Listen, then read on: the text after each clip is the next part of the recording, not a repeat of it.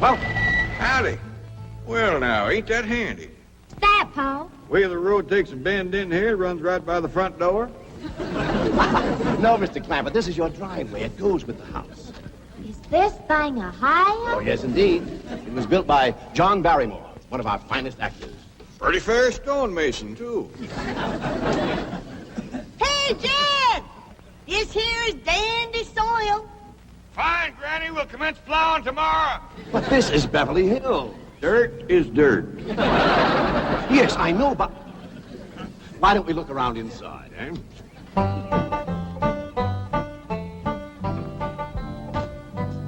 Well, here we are. I hope you're going to like this place I picked out for you. It may be a trifle larger than what you're used to, but I feel a man with $25 million in my bank should live in a manner that... Come in, this is your home.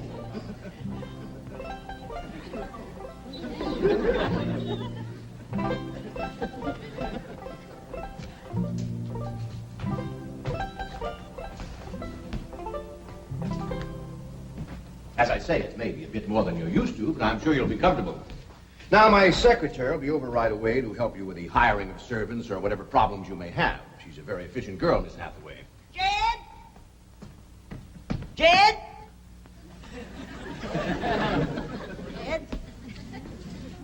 You and Jethro fetching my stove so I can get some victuals to cook in? Oh, you have a beautiful stove. Thank you. Fetch it in, Jed. You scare up some wood, Ellie. No, I mean you have a stove already installed in the kitchen. Where's that? I'll show you. Excuse us. Ellie, you go with Granny. She'll still need you to fetch some wood. Sure, Pa. Uncle Jed, guess what? There's a whole nother house up here. Jethro, come down from there. Like as not, that belongs to somebody else. Here we are. This is your kitchen. Oh, and here's the stove. The last word in food preparation. And speaking of food, you'll find everything you could possibly want stored right in here. See? Huh? Well, I'll leave you ladies to your culinary delights. Au revoir. Bon appetit. Talks gibberish. You set a great deal of store in this here stove, Granny. Well, we'll see. Ellie, you run out and fetch some wood. I'll get a fire to going in here and we'll see. Jethro, I hope it's all right for you to be missing school. Oh, sure, Uncle Jed. They ain't straight in the 5th grade. You're in the 5th grade already? Starting this year. Don't seem like no time at all since I went with your ma to get you started in the 1st grade. You was 6 years old. No bigger than that. We drove clean over to Oxford so you could go to the same school your pa went to. You wouldn't know that town today, Uncle Jed. Oxford? Yes, sir. Well, that town has growed and spread out and built up and just kept getting bigger and bigger. Where today, why, I bet you there must be at least 3 or 4 dozen people living there. A place like that's all right to visit, but I wouldn't want to live there. Do you have any assistance? No, thank you, Mr. Drysdale. We were just talking about Jethro here getting back to school. Oh, well, we have some excellent educational facilities out here, Mr. Clampett. Where do you go to school, Jethro? Oxford. Yeah, you see, Jethro's ma, that's my cousin Pearl. She married an Oxford man, so naturally Jethro, he goes to school there, too. I'm the champion crawdad eater. At Oxford? Jethro put away 3 buckets of crawdads. 4. And he's learned to cipher and everything. Cipher some for Mr. Drysdale. 1 and 1's 2. 2 and 2's 4. 4 and 4's 8. I have to take off my shoes to get any further than that. Never mind. I'm sure we're thinking of 2 different Oxfords. You see, there's one that's very, very famous and very old. That's where Jethro goes to school. Been there since pioneer days. That's how come it got its name. It's where the oxen used to ford the river. So folks took to calling it Oxen Ford, and later on it got shortened to Oxford. Well, I'll be running. Oh, by the way, here are your keys. My secretary should be over very soon. Well, thank you very much, Mr. Drysdale, for everything you've been doing for us. Oh, it's my pleasure, Mr. Clabbett. You see, I'm not only your banker, I'm your next-door neighbor. Well, say, now ain't that nice? Well, now, why don't you bring your missus over tonight for supper, and I'll have Granny womp up a mess of grits and hog jowl. Well, you see, right now my wife is in Boston. Well, that's too bad. When'll she be back? Not too soon, fortunately. I'll see you later. Well, thank you, Mr. Drysdale. So long. Uncle Jed, you reckon one of these days I can have me a little bitty old taste of Granny's moonshine? Now, Jethro, you know the family rule about Granny's moonshine? You get your first taste on your wedding day and not before. Well, Uncle Jed, that might be an awful long time. I ain't even got me no sweetheart. How come? Why, back home, every time I get me a girl, one of them there big fellas would take her right away from me. Maybe out here in Beverly Hills. Paul, could I please have the axe? I gotta split some wood for Granny. Fetch it, Jethro. Ain't this place got a wood pile? Not that I could find, but I found a whole row of black old dead tree trunks, pretty near as high as this height. Are they kind of big for you to tackle? Well, shucks, no, Paul. They're only this big around, and all trimmed and topped and strung together with the black rope, so as no matter which one you cut, the others keep it from falling. Somebody had a right smart idea there. Just the same, I think I'd rather have Jethro do the cutting. Oh, Paul, let me. Cutting trees and chopping logs ain't no work for a girl. I'm just as strong as Jethro. You ain't neither. I am so. You ain't neither. I am so, too. You want to wrestle? Darn too. Now, here. That ain't no fair fight. Somebody's gonna get hurt. Now, yeah, you see? You're getting too rough. Jethro. A person can get crippled from a hold like that. Get up from there. I can't, Uncle Jed. You turn him loose and get up from there before I take the strap to the boot. Now, here, you get out there and chop down one of them tree trunks and saw Granny some nice logs. Yes, sir, Uncle Jed. Could have whooped you if you hadn't tripped me. Heavy? Come back here and sit down. I want to talk to you. Whooped him fair and square, and I'll do it again. You won't. That's what I want to talk to you about. Ellie Mae, you're getting too big to wrestle with boys. I ain't as big as Jethro. Big that way, I mean, growed up. You're a young lady now. You gotta start minding your manners and fixing yourself up real nice and wearing dresses. Paul, folks would call me a sissy. It ain't sissy for girls to act like girls. You see, Ellie, I raised you like a boy, and I was wrong to do it. I reckon every man liked to have a son, and you was my only young'un. And when your ma passed away, I just decided to turn you into a boy. By the time Granny come to help out, you was too wild to tame. By thunder, you could outrun, out-climb, out-fight, and out-shoot every boy in them hills. I still can, Paul. Yeah, but it ain't fitting. It ain't right for folks to go against nature. Now look at old Duke here. Reckon we could turn him into a cat? Of course not. That's right. Because nature made him into a dog. It's the same way nature made you into a girl. Here lately, she's getting more and more positive about it. You mean my years is grown? No, nothing like that. You're pretty. Oh, Paul.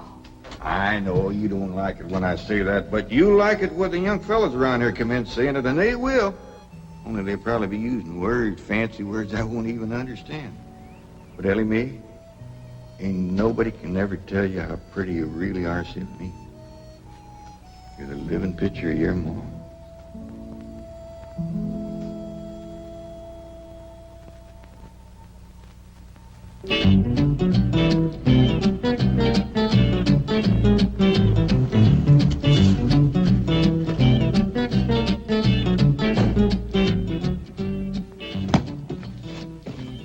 Still here? I thought you were going up to the Clampett estate. I didn't think it prudent for us both to be absent simultaneously. In the event of crises... The only crises you have to worry about right now is keeping Mr. J.D. Clampett happy. Now get up there. Tell me, how did you like the flamingos? What flamingos? I thought pink flamingos around the swimming pool would add a rather elegant touch. Mr. Clampett is not a man educated to elegance. That will take time. Right now, there are more pressing problems. Of course, getting settled, the servant problem. Well, whatever they are, just get up there and solve them. Now, J.D. Clampett is this bank's largest depositor, and I'm making his satisfaction your responsibility. I accept the mantle of responsibility with which you have cloaked my shoulders. And I shall so conduct myself that if this great financial institution shall last 1,000 years, people will still say, this was their finest hour. Handy wood, all right.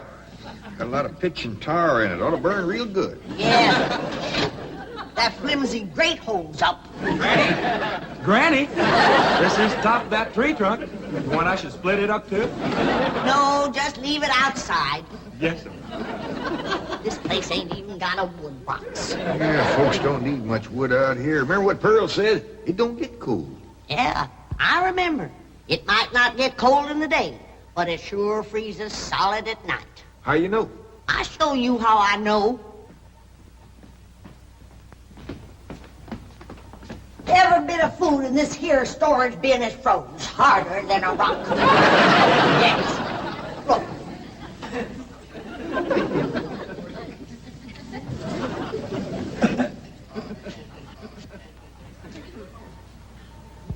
Mighty thin-skinned hog.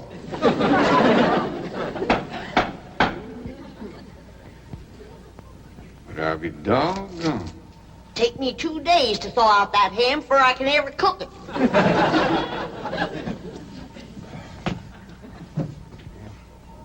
People ought to know better than store food up against the north wall. Tomorrow we'll dig us a root cellar and we put all this stuff in it. Jethro, go on out there and catch us a chicken. Okay, Uncle Jay. How you know we got chickens? Place this size is bound to have chickens. Ain't all frozen.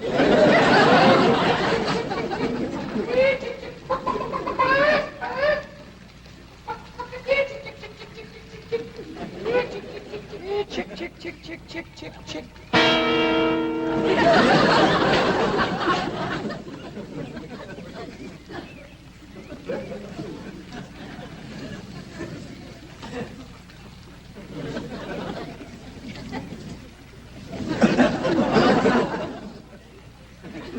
Are you a chicken? Here's that bucket. You want it? You take it, Ellie. See if you can find a creek. I gotta have some water. You know a pump on this place? It ain't even got a well. Uncle Jed, Uncle Jed. Yeah, boy. Did you find a chicken? I found something. I ain't sure if it's a chicken, a goose, a duck, or what. Where is it? I couldn't catch it. That thing can outrun a jackrabbit. There ain't no goose or duck. Must be a chicken. If it is, Ma was right about things growing bigger out here. That thing was this high. A chicken? Ah, Jethro. Honest, it's got legs this long. Gibby's on the drumstick. Drumstick ain't much. Whoever gets that neck is eating from now on. It commences here and runs plumb up to here. You ain't forgot what I said about Granny's jug of liquor. I ain't been at Granny's jug. You have your in for it. Honest, cross my heart. Where'd you see this chicken? Down by the cement pond. Cement pond. Uncle Jed, that pond is the fanciest thing you ever did see. Why, they are steps, so's the cattle can walk right down into it and get a drink. And up at one end, there's a lady standing there made out of rock. And she's a-pouring water out of a jar right into that cement pond. Oh. Well, that's how come that big old pink chicken to get away from me. Flew right over the top of that there rock lady, landed in that pond, and swam like an otter. Just flapping them big old pink wings and hollered. What color did you say that chicken was? It's pink. Ain't I told you that stuff would stunt your growth? Miss Granny, I didn't touch a drop. You and me is going to the woodshed. Jethro, you swear to be telling the truth? So help me, Jefferson Davis. You! Your hat off when you speak of the president. Granny, he ain't president no more. I'll have no Yankee talk in my kitchen. Jethro, you and me is going back out there and corner that chicken. Granny, you get your fire to going. Ellie Mae, you sweep up out front and keep your eyes open for that Miss Hathaway. I'm counting on her to take you in hand and get you in the right kind of clothes. Come on. Hey, chicken.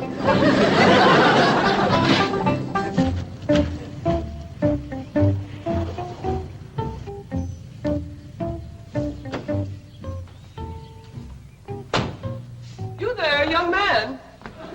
I ain't a young man, but I sure do thank you for thinking so. Good heavens, you're a girl. Yeah.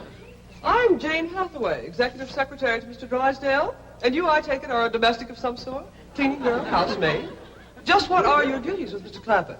Well, he sent me out here to sweep up, but he said you'd take me in hand and get me in the right kind of clothes and everything. Indeed, I shall. We have a complete servant's wardrobe from chef to chauffeur. Come with me. What in the name of Thomas Chippendale is this? Has Mr. Clampett seen this disgraceful and unsightly mound of debris?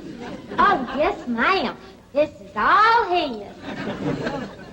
Oh, what charming antiques. Just like you said, Jethro. Rock lady pouring water into a cement pond. Yes, sir. And over there's where I seen that great big pink chicken. Only thing is, it don't sound like a chicken. It makes a kind of hollering noise.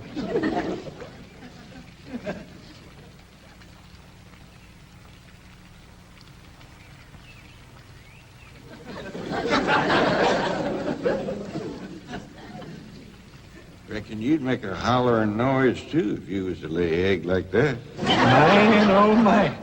That's what I call an egg. And you won't have to worry about food now. Wait till she cooks this.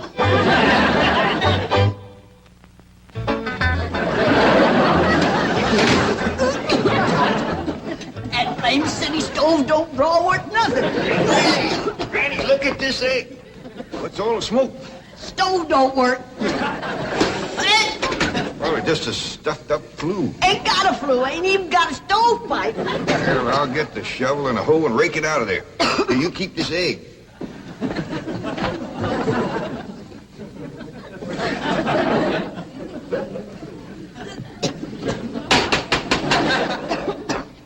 Just like everything else out here. Froze solid.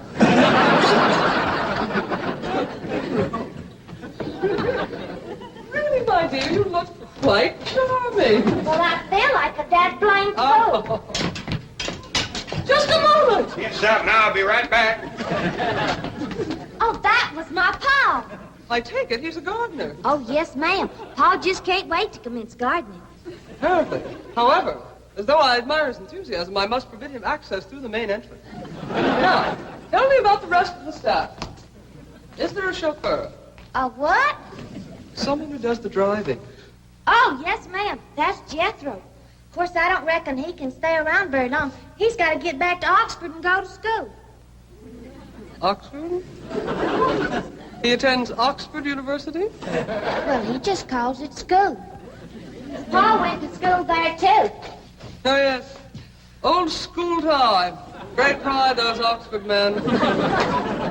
Sorry I couldn't stop before. Granny was having trouble in the kitchen. Pa, do I have to wear this here stuff that Miss Hathaway... No, there can be no appeal from Mr. Clampett's orders. Thank you, ma'am.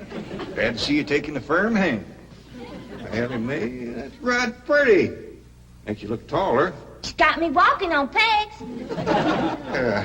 We'll run in and show Granny. And get rid of those old clothes, dear. Granny, I presume, is the cook. Yes, ma'am, but she ain't too happy about it right now. I shall deal with her directly. Now, let's see. Maid, gardener, cook, chauffeur. Oh, I understand Jethro is an Oxford man. You bet he is. I'm quite anxious to meet him. Don't blame you. Fine-looking young feller. Single, too. And he's on the lookout for a girl. I am only interested in the intellectual rapport which I would naturally have with an Oxford man. I presume you went to Eton as a boy. If I know Jethro, he went to Eton the minute he was born. Yes, of course. I suppose his father matriculated him. I kind of think maybe it was his ma. Oh, well, no matter. At any rate, he's an Eton man. That he is. Matter of fact, Jethro won the Eton championship. Oh, marvelous. What was he champion of? Eton. Yes, I know. But what was it? Cricket? Oh, no, it was crawdad. I don't think even Jethro would eat crickets. I was referring to the game of Kid, cricket. Kid, where's the axe? I bet you, Granny, you talk to Miss Hathaway. And just why does Cook need an axe? I've hit this with everything I could lay a hand to. I even whomped it with an iron skillet. You are supposed to hit it with a croquet mallet. All right, where is it? I don't think I'll tell you. There is a time for work and a time for play. Now then, what are we cooking for Mr. Clampett? Well, I don't know what you're cooking him, but if he wants any victuals from me, somebody better shoot a possum. Possum? You got a better idea? But of course, a nice big fluffy souffle. All right. You shoot it and you skin it. You don't even know what a souffle is. What kind of a cook are you? I'm a cook with a stove that don't draw, food that's froze solid, chickens that can't be caught, eggs that can't be broke, and a smart alecky city woman telling me my business. That's what kind of a cook I am. Mind your tongue, little woman. I can have your job. You sure can, and the sooner the better. Jethro's coming, and just wait till you see what he's got. Thank heaven. Now I can have an intelligent conversation. Look, Granny, I caught that big chicken. I hope it ain't as tough as its egg. That is a flamingo. Oh, no, ma'am. That's my nephew, Jethro. Jethro, say hello to Miss Hathaway. I didn't mind him. This the ding dangest chicken you ever did see. You go to school at Oxford? Yes, ma'am. I'm in the 5th grade. Stop dragging and wring that chicken's neck. Ellie Mae! No, stop, you barbarians. Don't harm one feather of that beautiful bird. I've taken just about as much as I'm going to take from you. Yeah, Granny. Ellie, you get the fire going under the big kettle outdoors. Young lady, where is your maid's uniform? I ain't going away. Oh, yes, you are. No, I ain't. Oh, yes, you are, if I must subdue you forcefully. I wouldn't try Hang that. on to me. Don't. Don't. I tried to tell you. Let me You trust me. I'll set on her, Ellie. You get the fire to go under. Now, here, Granny. Come on, let her up. Get off of her. You are discharged. All of you. Sacked. Fired. You are the most incompetent, insubordinate, belligerent group of domestics it has ever been my misfortune. Hathaway! Ah, Chief, you're just in time to help me take disciplinary action. You're fired. I've already told them. Not them, you. These people are the Clampetts. Clampett? Yes, that's right. Now go back to the office and pick up your severance pay. You're through. Now, Mr. Drysdale, hold on a spell. I reckon there's been a kind of a misunderstanding. But this little lady's been a right big help to us. Why, she fit in just like one of the family. Matter of fact, her and me is going out hunting. Ain't that right, Miss Hathaway? Yes, indeed. Yeah. Jethro, you can take that pink chicken back out to the cement pond. We're going out and shoot us a nice, big, fluffy souffle.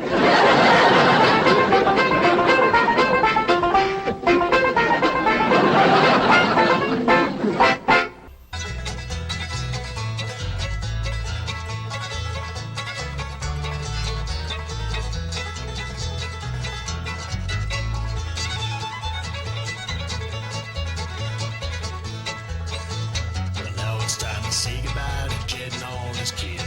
They would like to thank you folks for kindly dropping in. You're all invited back next week to this locality to have a heaping helping of their hospitality. Hillbilly, that is.